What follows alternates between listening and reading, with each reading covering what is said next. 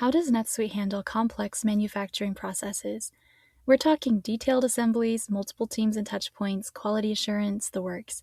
What does managing all that look like in NetSuite? This is where the NetSuite Manufacturing Routing feature steps up. So let's look at the many tools this feature puts in your hands, as well as how you can leverage those tools to streamline your manufacturing processes. Manufacturing routing is a NetSuite feature that lets you schedule and record operational activities against a work order that involves multiple employees or work centers. Rather than treating production as a single event, it breaks the process down into a defined sequence of steps, each assigned to the right team, resources, and cost structure. Think about a project that moves through a preparation team, an assembly run team, and a quality assurance team before it's finished.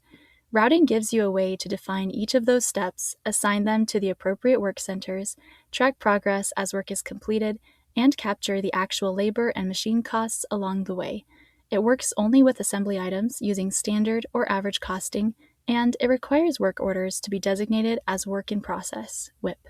Before you can start building routes, there are several setup steps to work through. Here's the order. First, enable the feature by going to Setup, Company, Enable Features, and checking the box for Manufacturing Routing and Work Center under the Manufacturing tab.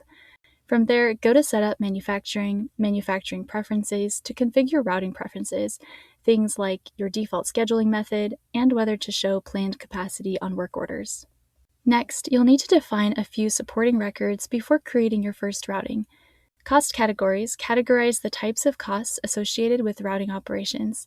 Manufacturing charge items are the service items used to record labor, machine, and overhead costs. Cost templates group charge items together so you can apply a consistent cost structure across operations. Work centers or work center groups represent the teams or resources performing each step. These are set up at lists, supply chain, work centers.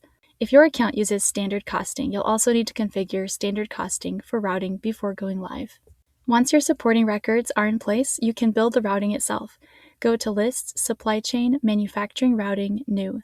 Start by selecting the assembly item the routing is for, then choose a location or locations where the assembly will take place. Give the routing a name and check the default box if you want it to automatically populate on new work orders for that item.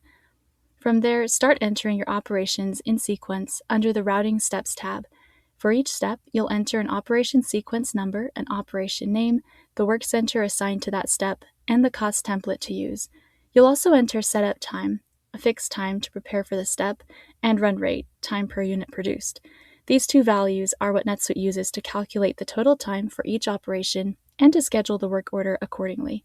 You can also define how operations connect to each other using the connection type field, which controls whether one step needs to finish before the next one starts. When you create a work order for an assembly item that has a routing assigned, the process pulls everything together. Navigate to Transactions, Manufacturing, enter work orders. After selecting the assembly item and the location details, check the WIP box and select the appropriate manufacturing routing. When you save, NetSuite generates operation tasks based on the routing steps you defined.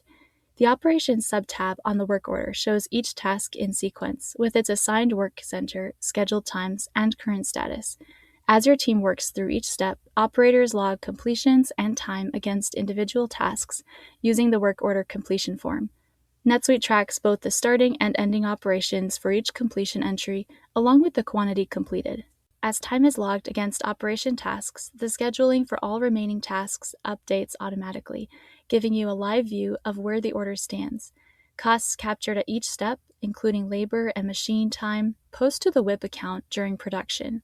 Once the assembly is finished and the work order is closed, those values move from the WIP account to the Asset for Assembly account. You can also add, edit, or delete operation tasks directly from the Operations subtab as long as the task status is still set to Not Started. One of the more useful aspects of routing is how it handles production scheduling. NetSuite supports two methods. With forward scheduling, you set a production start date and NetSuite calculates the end date based on the time and resources required across all operations. With backward scheduling, you set the date you need the finished items, and NetSuite works backwards to determine when production needs to start. This is especially useful when you're planning against a customer delivery date and need to know how far out to begin. Both methods can be used on individual work orders and through supply planning when generating work orders in bulk. Manufacturing routing gives you the structure to manage complex production the way it actually runs, step by step, team by team, with real cost and schedule data at every stage. Thanks for watching. If you enjoyed this video, let us know by hitting the like button. And to learn more about how SuiteRep can help you with all of your NetSuite needs, visit us at SuiteRep.com.